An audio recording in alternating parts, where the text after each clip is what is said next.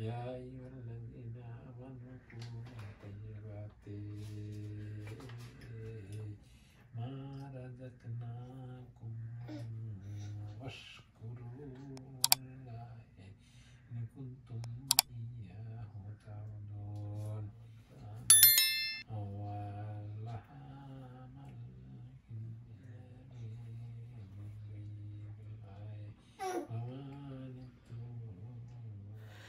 আসসালামু আলাইকুম। আশা করছি আপনারা সবাই আল্লাহর রহমতে ভালো আছেন। আমিও আলহামদুলিল্লাহ আমার পরিবারের সাথে আমার আব্বাকে নিয়ে ভালো আছি। আমার জীবনের ডায়েরির নতুন আরেকটি পাতায় আপনাদের সবাইকে স্বাগতম। আশা করছি পুরো ভিডিওটা আপনারা স্কিপ না করে আমার সাথে থেকে এনজয় করবেন। সকালবেলায় নিচে এসে আসলে মনটা অনেক ভালো হয়ে গিয়েছে ফুলটা দেখে।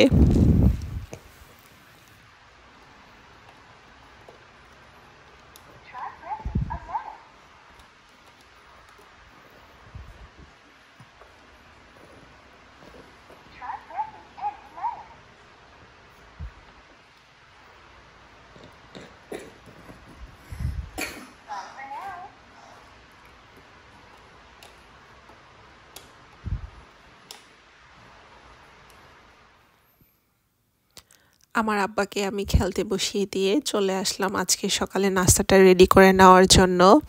তো আমি এখানে মুরগির মাংস গরম করে নিয়েছি, সাথে নিয়েছি ডিম ভেজে পরোটা দিয়ে খাবো বলে। তো আমি এখানে পরোটাটা আস্তে আস্তে ভেজে নিচ্ছি, খুব বেশি আমি ভাজবো না, নরম নরম পরোটাটা আমার মাংসের ঝোল দিয়ে খেতে বেশি ভালো লাগে। তো আমি চেষ্টা করি খুবই হালকাভাবে ভেজে নেওয়ার জন্য। এই তো পরোটাটা একেবারে নাইসলি ফুলে উঠেছে।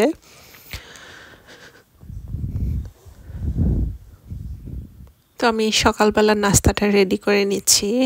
সকালবেলা আসলে একটু হেভি খাবার খেলে অনেকটা সময় পর্যন্ত ভালো থাকে, যেহেতু সারাটা রাত আমরা কোনো কিছু খাই না। তো আমাদের বাসায় সবসময় সকালবেলা নাস্তাটা হেভি হয়। তো নাস্তার সাথে খাওয়ার জন্য আমি এখানে একটু জুসও নিয়ে নিচ্ছি।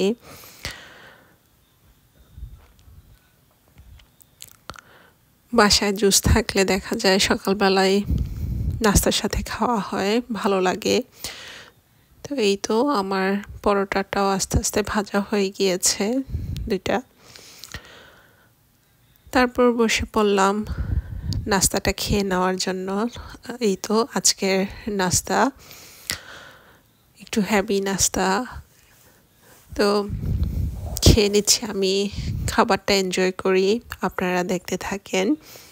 আর মাংসের ঝোল দিয়ে আমার মতো কার কার পছন্দ পরোটা খেতে, আপনারা প্লিজ কমেন্টে জানাবেন। আমার কাছে তো অনেক বেশি পছন্দ মুরগির মাংস পরোটা। তো আমি এখানে নাস্তাটা এনজয় করছি, আমার আব্বাও আমার সাথে এখানে বসে আছে, কারণ আমার আব্বা আমাকে বেশিক্ষণ না দেখে থাকতে পারে না।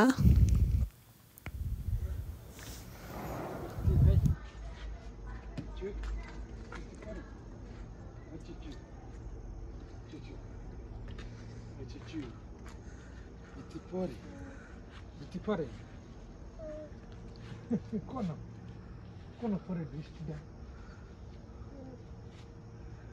তুমি বাইরে আসছো, কামড় দিছে, তুমি মশারে কামড় দিতে পারো না, তুমি পারো না কামড় দিতে।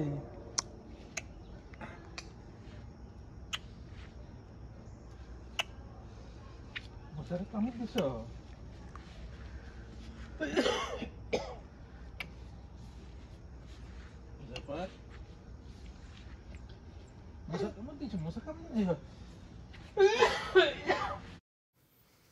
আব্বু এখানে আমার আব্বাকে নিয়ে হাঁটছিল কোলে নিয়ে বাহিরে। তো আমিও আসলাম গার্ডেনে একটু দেখে নেওয়ার জন্য। তো মাশাআল্লাহ এত সুন্দর জুকিনি ধরে আছে গাছের মধ্যে, খুবই সুন্দর লাগছিল। তো আব্বু আমাকে দেখাচ্ছিল যে এই যে এই গাছেও ধরেছে। গাছগুলো আসলে অনেক বেশি সুন্দর হলেও এত বেশি জুকিনি আসলে ধরেনি এই বছর। ওয়েদারটা এবার খুব একটা বেশি ভালো ছিল না, তারপর আলহামদুলিল্লাহ যা হয়েছে আল্লাহ যতটুকু রিজিকে রেখেছে ততটুকু তো অবশ্যই হয়েছে। তো ভিতরে আসার পরে এই তো আমার আব্বা সুন্দর করে চেয়ারে বসে আছে, তো আমি এখানে চেয়ারটাতে বসিয়ে রেখেছি। আর আব্বু গার্ডেন থেকে এই তো জুগনিগুলি পেরে নিয়ে আসছে, আর কয়েকটা বেগুনও সাথে হয়েছে, তো বেগুনটাও পেরে নিয়ে আসলো। এটা আমাদের দেশীয় বেগুন। তো জুগনি আর বেগুন দিয়ে আজকে আম্মু ইলিশ মাছ রান্না করেছে। তরকারিটা আলহামদুলিল্লাহ এত বেশি মজা হয়েছে, খুবই মজা হয়েছে। দেশি ইলিশ মাছ, এই ইলিশ মাছটা আসলে দেশ থেকে আপি এনে দিয়েছে। আপি যখন দেশে গিয়েছিল ইলিশ মাছ নিয়ে এসেছে, তো আপি আমাদেরকে ছাড়া কখনোই কিছু খায় না। তো এই তো, আর তরকারিটা যেহেতু একেবারে গার্ডেনের ফ্রেশ তুলে এনে আম্মু আজকে তরকারিটা রান্না করেছে, তো এর স্বাদটা আসলে ভাষায় প্রকাশ করার মতো না, এত ফ্রেশ। যেহেতু আমরা যারা বিদেশে থাকি, বাহিরে থাকি, দেশের বাহিরে, দেশের সবজিগুলো আসলে এত বেশি অ্যাভেলেবল না। তো যখন আমাদের সামার সিজন থাকে তখন এই সবজিগুলি আসলে অ্যাভেলেবল হয়, কারণ নিজেদের গার্ডেনেই করা হয় শখের বসে। তো আমি খাবারটা এনজয় করছিলাম।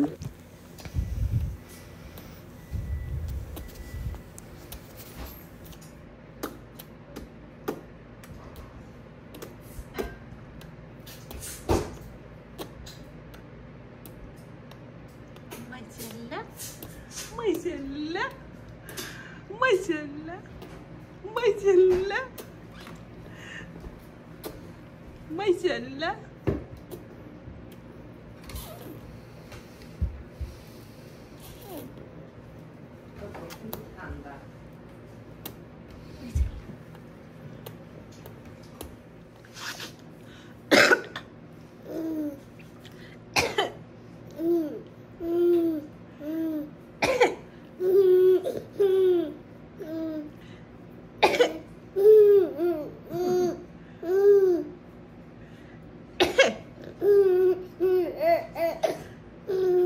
এভাবে লালা দিয়ে সব ভুলে ফেলছো মা, তুমি স্পিড আউট করছো। Why? Why you did that? Why? You speeded. খাওয়া দাওয়া করার পর আম্মু আমার আব্বাকে সুন্দর করে গোসল করে দিয়েছে। তো গোসল করে এই তো আমার আব্বা একটু ন্যাপ নিচ্ছে। খুব সকালবেলা ঘুম থেকে উঠে যায় যেহেতু, তাই একটু ন্যাপ নিলে আসলে ওরও ভালো লাগে। তো নিচে এসে দেখলাম আম্মু নিহারি রান্না করছে, নিহারি বা পায়া যে যে নামেই চিনেক। তো এখানে প্রথমে পায়াগুলি একটু সব ধরনের মশলা দিয়ে এখানে কষিয়ে নিচ্ছে, কারণ মশলাটা কষিয়ে রান্না করলে নিহারিটা খেতে ভালো লাগে।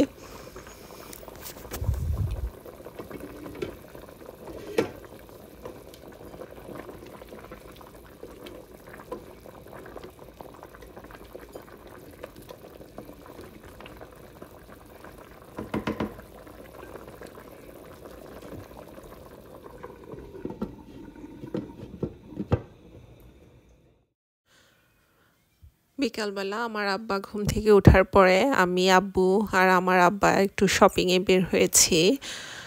তো বাসার কিছু টুকিটাকি জিনিস দরকার সেগুলি কিনে নেওয়ার জন্য। আর যেহেতু আমার আব্বা ঘুম থেকে উঠেছে, আমার আব্বার মেজাজ খুবই খারাপ, যার জন্য বাইরে নিয়ে আসছি যাতে করে মনটা একটু ভালো হয়। তো যাই হোক, মন ভালো হওয়ার থেকে মনে হচ্ছিল যেন আরও বেশি খারাপ হয়ে গিয়েছে। শপিং করতে যেয়ে আমার আব্বা কান্নাকাটি শুরু করে দিয়েছে। তো সাফাত যখন কান্নাকাটি করে তখন দেখা যায় আর শপিংটা সেরকম করে করা হয় না, খুবই দ্রুত যা যা দরকার হয় তাড়াতাড়ি নিয়ে ওটা নিয়ে বাসার দিকে রওনা। তো বাসায় যেই প্রয়োজনীয় জিনিসগুলো দরকার ছিল নিয়ে নিচ্ছি এক এক করে।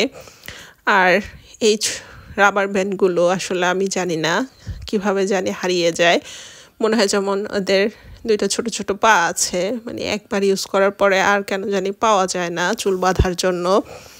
তো পরে দেখা যায় একসাথে সবগুলো আবার বের হয়, মানে খুবই একটা ফানি সিচুয়েশন। যাই হোক, তো এখানে আমি দেখছিলাম আর একটা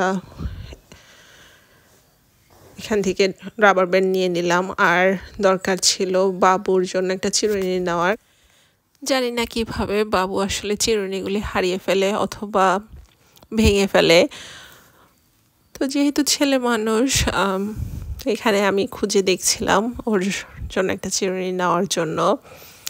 তো চিরুনি নিয়ে চলে আসলাম এখানে ডিওডোরেন্টের জন্য। তো আমি এখানে খুঁজে খুঁজে দেখছিলাম কোনটা আসলে ভালো লাগে। তো যখন শপে আসলে দেখা হয়, মানে এত অপশন থাকে কোনটা ছেড়ে যে কোনটা নেব, মাঝে মাঝে নিজেই দ্বিধাদ্বন্দ্বে পড়ে যায় যে এটা ভালো লাগছে না ওটা ভালো লাগছে। আসলে সবগুলোরই গন্ধ ভালো লাগে। তো যাই হোক, সব তো আর নেওয়া সম্ভব না, অবশেষে যেটা পছন্দ সেটাই নিতে হয়। তো এখানে আমি 2 রকমেরই নিয়ে নিলাম, বডি স্প্রেও নিচ্ছি আর সাথে ডিওডোরেন্টও নিয়ে নিচ্ছি। এপাশ থেকে আব্বু বাসার জন্য বডি লোশন খুঁজছিল, যেহেতু সাফাত কান্না করছিল, মানে ও শপে বেশি একটা থাকতে চাচ্ছিল না, বিরক্ত করছিল। তাই দুজন দুদিক থেকে শপিং করছিলাম যাতে করে একটু তাড়াতাড়ি হয়ে যায়, বাসায় তাড়াতাড়ি চলে যেতে পারি। ঘুম থেকে উঠে আসলে ভেবেছিলাম যে বাইরে আসলে হয়তো খুশি হবে, কিন্তু তার পুরোই বিপরীত হয়েছে। তো আমি আমার হাতে ডিওডোরেন্ট দেখে আব্বু বলল যে আমারও তো দরকার। তো যাই হোক, এই তো আব্বুও নিয়ে নিচ্ছে আব্বুর জন্য। তো এরকমই হয়, দেখা যায় প্রয়োজন যেটা থাকে সেটার কথা আর মনে থাকে না, বাসায় যাওয়ার পরে মনে হয় ও আচ্ছা এটা আনা হয়নি বা সেটা আনা হয়নি। তো দেখার পর আব্বু চলে আসছে এখানে পাখির জন্য খাবার কিনে নেওয়ার জন্য, যেহেতু আমাদের বাসার সামনেই বড় একটা গাছ। তো এখানে এরকম পাখির ফিডার রাখা আছে। তো এই ফিডারটা দেখে আমার অনেক বেশি পছন্দ হয়েছে, যদিও বাসায় এরকম 2টা ফিডার অলরেডি আছে গাছের মধ্যে। তো সকালবেলায় আব্বু ওটার মধ্যে পাখির জন্য খাবার দিয়ে রাখে, আর পাখিগুলো এসে এত সুন্দর করে কিচিরমিচির করে, আর দেখতে এত বেশি ভালো লাগে, খুবই সুন্দর লাগে, বিভিন্ন রকমের পাখি। তো আব্বু সবসময় মিক্সড খাবারটা নেয় যাতে করে সব ধরনের পাখির জন্যই ভালো হয়। তারপর আমি চলে আসলাম একটু ফ্রিজার সেকশানে। এখান থেকে আমি রেডিমেড কিছু খাবার নিয়ে নিচ্ছি, ফ্রেঞ্চ ফ্রাই, কারণ আমাদের ব্যস্ত লাইফে আসলে সব কিছু একেবারে স্ক্র্যাচ থেকে করা সম্ভব হয় না। তো এখানে আমি ফ্রেঞ্চ ফ্রাই, হ্যাশ ব্রাউন নিয়ে নিলাম, আর দেখছিলাম আর কিছু প্রয়োজন আছে কিনা, কারণ বাসায় গেলে দেখা যায় সব সময় মনে হয় যে আচ্ছা এই জিনিসটা মিস হয়ে গিয়েছে। আর আইসক্রিম দেখলে তো এমনি তো সবারই মুখে জল চলে আসে। তো যাই হোক, শপিং শেষ করে এই তো দাঁড়িয়ে পড়লাম, আর আজকে এত বেশি ভিড় ছিল শপিংয়ে।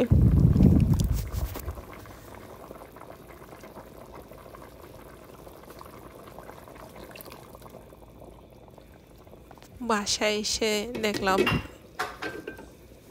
নিহারিটাও অনেকটা হয়ে এসেছে, লাস্ট পর্যায়ে একেবারে নাইসলি সিদ্ধ হয়ে গিয়েছে। তো এখানে আম্মু কিছুটা তেঁতুল গলানো পানি দিয়ে দিল, এতে করে নিহারিটার টেস্টটা অনেক বেশি ভালো আসে। আর এই পর্যায়ে দিয়ে দিচ্ছে কাঁচামরিচ, এই কাঁচামরিচটা আসলে বেশি ঝাল করবে না, যেহেতু একেবারে নেহারিটা হয়ে যাওয়া। ফ্লেভারের জন্য গরম মশলা দিয়ে দিচ্ছি, আর সাথে দিয়ে দিচ্ছি ভাজা জিরার গুঁড়ো, কারণ ভাজা জিরার গুঁড়োটা আসলে অনেক বেশি ভালো লাগে। এই তো নানা ভাই ফোন আসছে,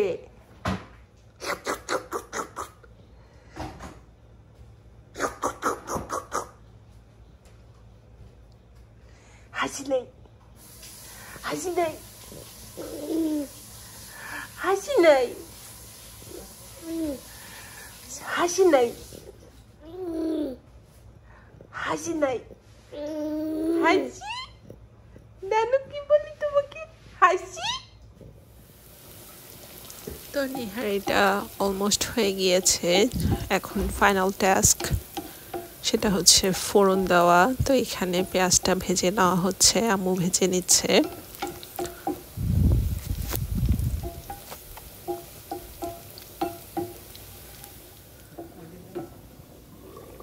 তো পেঁয়াজটা যখন একেবারে ব্রাউন হয়ে গিয়েছে, এই তো নিহারিটার মধ্যে ফোড়নটা দিয়ে দেওয়া হচ্ছে।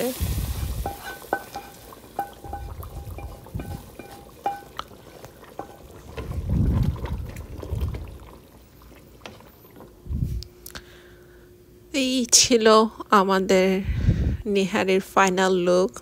মাশাআল্লাহ, এত বেশি সুন্দর হয়েছে, কালারটা দেখেই আসলে খেতে মনে চাচ্ছে।